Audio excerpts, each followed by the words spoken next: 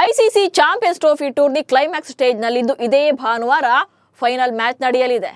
ಭಾರತವೇ ಈ ಟ್ರೋಫಿಯನ್ನ ಗೆಲ್ಲಿ ಅಂತ ಕೋಟಿ ಫ್ಯಾನ್ಸ್ ಪ್ರಾರ್ಥನೆ ಮಾಡ್ತಿದ್ದಾರೆ.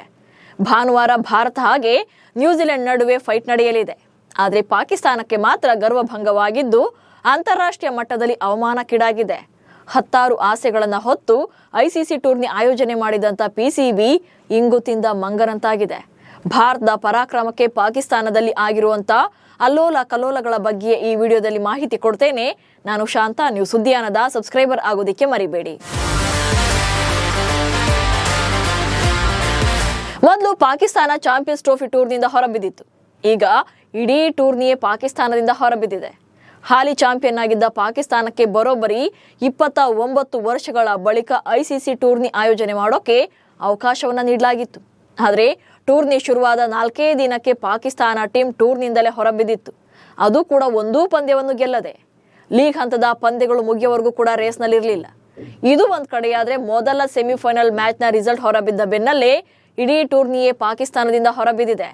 ನಮ್ಮ ತಂಡವಂತೂ ಇಲ್ಲ, ಅಟ್ಲೀಸ್ಟ್ ಫೈನಲ್ ಪಂದ್ಯವನ್ನಾದ್ರೂ ನಮ್ಮದೇ ನೆಲದಲ್ಲಿ ನೋಡೋಣ ಅಂತ ಕಾಯ್ತಾ ಇದ್ದಂತ ಪಾಕಿಸ್ತಾನದ ಫ್ಯಾನ್ಸ್ಗೆ ಟೀಮ್ ಇಂಡಿಯಾ ಸ್ಟಾರ್ಸ್ ಮರ್ಮಾಘಾತ ನೀಡಿದ್ದಾರೆ. ಈ ಟೂರ್ನಿ ಮೂಲಕ ಪಾಕ್ ಕ್ರಿಕೆಟ್ ಅಲ್ಲಿ ಬಿರುಗಾಳಿಯೇ ಎದ್ದಿದೆ. ಚಾಂಪಿಯನ್ಸ್ ಟ್ರೋಫಿ ಪಾಕಿಸ್ತಾನದಿಂದ ದುಬೈಗೆ ಶಿಫ್ಟ್. ಚಾಂಪಿಯನ್ಸ್ ಟ್ರೋಫಿ ಟೂರ್ನಿ ವಿಚಾರವಾಗಿ ಕಳೆದ 6 ತಿಂಗಳಿಂದಲೂ ಕೂಡ ಭಾರತ ಮತ್ತು ಪಾಕಿಸ್ತಾನದ ನಡುವೆ ಒಂದಿಲ್ಲೊಂದು ಕಾಂಟ್ರವರ್ಸಿ ನಡೀತಾನೆ ಇತ್ತು. ಕೊನೆಗೆ ಭಾರತ ಹೈಬ್ರಿಡ್ ಮಾದರಿಯಲ್ಲಿ ಪಂದ್ಯಗಳನ್ನು ಆಡೋಕೆ ಒಪ್ಕೊಳ್ತು. ಆದರೆ ಟೂರ್ನಿ ಆರಂಭವಾದ ದಿನದಿಂದ ಹಿಡಿದು ಈವರೆಗೂ ಕೂಡ ಪಾಕ್ಗೆ ಬರೀ ಮುಖಭಂಗವೇ ಆಗಿದೆ. ನ್ಯೂಜಿಲೆಂಡ್ ವಿರುದ್ಧ ಉದ್ಘಾಟನಾ ಪಂದ್ಯದಲ್ಲಿ ತವರಿನಲ್ಲೇ ಸೋತಿದ್ರು. ಅಲ್ಲಿಂದ ದುಬೈಗೆ ಹಾರಿ ಭಾರತದ ವಿರುದ್ಧ ಕಡ ಸೋತ್ರು. ಅಲ್ಲಿಂದ ಮತ್ತೆ ವಾಪಸ್ ಆಗಿದ್ರು. ಸೊ 2 ಮ್ಯಾಚ್ ವೇಳೆಗಾಗಲೇ ಸೋತು ಟೂರ್ನಿಯಿಂದ ಹೊರಬಿದ್ದಾಗಿತ್ತು. ಹೋಗ್ಲಿ, ಕೊನೆ ಮ್ಯಾಚಲ್ಲಿ ಬಾಂಗ್ಲಾ ವಿರುದ್ಧನಾದ್ರೂ ಗೆದ್ದು ಅಲ್ಪ ಸ್ವಲ್ಪ ಮರ್ಯಾದೆ ಉಳಿಸಿಕೊಳ್ಳೋಣ ಅಂದ್ರೆ ಅದಕ್ಕೆ ಮಳೆ ಕೂಡ ಅವಕಾಶ ಕೊಡಲಿಲ್ಲ. ಮ್ಯಾಚ್ ಕೂಡ ರದ್ದಾಯಿತು. ಹೋಗ್ಲಿ, ಫೈನಲ್ ಪಂದ್ಯದಲ್ಲಾದ್ರೂ ನಮ್ಮ ದೇಶದಲ್ಲಿ ಆಡಿಸಿ ಒಂಚೂರು ಕಾಸು ಮಾಡ್ಕೊಳ್ಳೋಣ ಅಂತಿದ್ದ ಪಾಕ್ಗೆ ಭಾರತದ ಗೆಲುವು ನುಂಗಲಾರದ ತುತ್ತಾಗಿದೆ. ಆಸ್ಟ್ರೇಲಿಯಾ ವಿರುದ್ಧದ ಸೆಮಿಫೈನಲ್ನಲ್ಲಿ ಭಾರತ ಗೆಲ್ಲೋ ಮೂಲಕ ಫೈನಲ್ಗೆ ಲಗ್ಗೆ ಇಟ್ಟಿದೆ. ಸೊ ಅದರಂತೆ ಫೈನಲ್ ಪಂದ್ಯ ಕೂಡ ದುಬೈನಲ್ಲೇ ನಡೆಯಲಿದೆ. ಬುಧವಾರ ಸೌತ್ ಆಫ್ರಿಕಾ ಮತ್ತು ನ್ಯೂಜಿಲೆಂಡ್ ವಿರುದ್ಧದ 2ನೇ ಸೆಮಿಫೈನಲ್ ಪಂದ್ಯನೇ ಪಾಕಿಸ್ತಾನದ ಪಾಲಿಗೆ ಕೊನೆ ಪಂದ್ಯವಾಗಿದೆ. ಈ ಪಂದ್ಯದಲ್ಲಿ ನ್ಯೂಜಿಲೆಂಡ್ ತಂಡ ಗೆದ್ದು ಫೈನಲ್ಗೆ ಲಗ್ಗೆ ಇಟ್ಟಿದೆ. ಸೊ ಅಲ್ಲಿಗೆ ಇಡೀ ಟೂರ್ನಿಯೇ ಪಾಕ್ ಪಾಲಿಗೆ ಮುಗಿದಂತಾಗಿದೆ. ಅವರ ಟೀಮ್ ಕೂಡ ಆಡ್ತಾ ಇಲ್ಲ. ಪಾಕ್ನಲ್ಲೂ ಕೂಡ ಯಾವುದೇ ಪಂದ್ಯಗಳು ಉಳಿದಿಲ್ಲ. ಸೋಲಿನ ಬೆನ್ನಲ್ಲೇ ಪಾಕ್ ಟೀಮ್ನಲ್ಲಿ ಸರ್ಜರಿ. ಪಾಕಿಸ್ತಾನ ಟೀಮ್ನಲ್ಲಿ ಟೈಮ್ ಟು ಟೈಮ್ ಏನಾಗುತ್ತೋ ಬಿಡುತ್ತೆ, ಬಟ್ ಸರ್ಜರಿ ಮಾತ್ರ ಇದ್ದೇ ಇರುತ್ತೆ. ಅದರಲ್ಲೂ ಮ್ಯಾಚ್ ಸೋತ್ರಂತೂ ಯಾರಿಗೆ ಗೇಟ್ ಪಾಸ್ ಕೊಡೋಣ ಅಂತ ಸರ್ಜರಿ ಮಾಡೋಕೆ ಕಾಯ್ತಾ ಇರ್ತಾರೆ. ಇದೀಗ ಚಾಂಪಿಯನ್ಸ್ ಟ್ರೋಫಿಯ ಹೀನಾಯ ಸೋಲಿನ ಬೆನ್ನಲ್ಲೇ ಮುಂಬರುವ T20 ಸರಣಿಗೆ ಮೇಜರ್ ಬದಲಾವಣೆಗಳನ್ನು ಮಾಡಲಾಗಿದೆ. ಸ್ಟಾರ್ ಆಟಗಾರರನ್ನೇ ಕೈ ಬಿಡಲಾಗಿದೆ. ನ್ಯೂಜಿಲೆಂಡ್ನಲ್ಲಿ ನಡೆಯಲಿರುವಂತಹ 5 ಪಂದ್ಯಗಳ T20 ಸರಣಿಗಾಗಿ ಪಾಕಿಸ್ತಾನ ತಂಡದಿಂದ ನಾಯಕ ಮೊಹಮ್ಮದ್ ರಿಜ್ವಾನ್ ಹಾಗೆ ಬಾಬರ್ ಅಜಮ್ ಅವರನ್ನ ಕೈ ಬಿಡಲಾಗಿದೆ. ರಿಜ್ವಾನ್ ಬದಲಿಗೆ ಸಲ್ಮಾನ್ ಅಲಿ ಅಘಾ ಅವರಿಗೆ ತಂಡದಲ್ಲಿ ಸ್ಥಾನ ನೀಡಲಾಗಿದೆ. ಅವರೇ T20 ಸರಣಿಯಲ್ಲಿ ಪಾಕಿಸ್ತಾನ ತಂಡವನ್ನ ಲೀಡ್ ಮಾಡಲಿದ್ದಾರೆ. ಇನ್ನು ಆಲ್ರೌಂಡರ್ ಶಾದಾಬ್ ಖಾನ್ ಅವರನ್ನು ಕೂಡ ಉಪನಾಯಕನನ್ನಾಗಿ ನೇಮಕ ಮಾಡಲಾಗಿದೆ.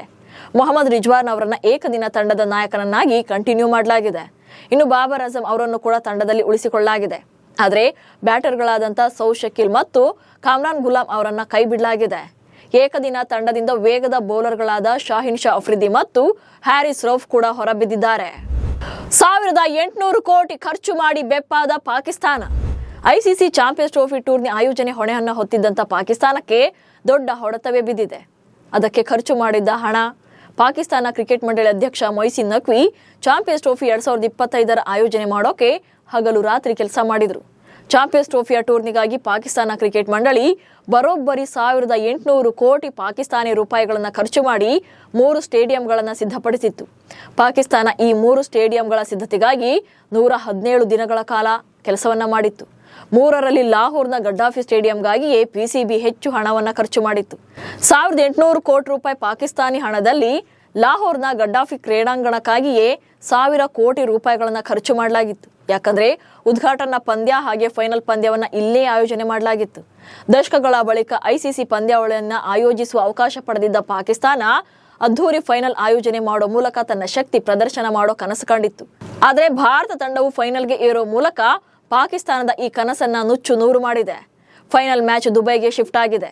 ಆದರೆ ದುಬೈನಲ್ಲಿ ಮ್ಯಾಚ್ ನಡೆದ್ರೂ ಕೂಡ ಪಾಕಿಸ್ತಾನಕ್ಕೆ ಅಷ್ಟೇನು ನಷ್ಟ ಆಗುದಿಲ್ಲ. ಯಾಕಂದ್ರೆ ಟೂರ್ನಿಯನ್ನು ಅವರೇ ಆಯೋಜನೆ ಮಾಡೋದ್ರಿಂದ ಇದರಿಂದ ಬರುವಂತಹ ಶೇರ್ಸ್ ಕೂಡ ಲಾಭ ಕೂಡ ಪಾಕಿಸ್ತಾನಕ್ಕೆ ಸೇರುತ್ತೆ. ಅದು ಅಲ್ಲದೆ ಒಂಥರ ಪಾಕಿಸ್ತಾನಕ್ಕೆ ಪ್ಲಸ್ ಆಗಿದೆ ಅಂದ್ರೂ ಕೂಡ ತಪ್ಪಾಗಲ್ಲ.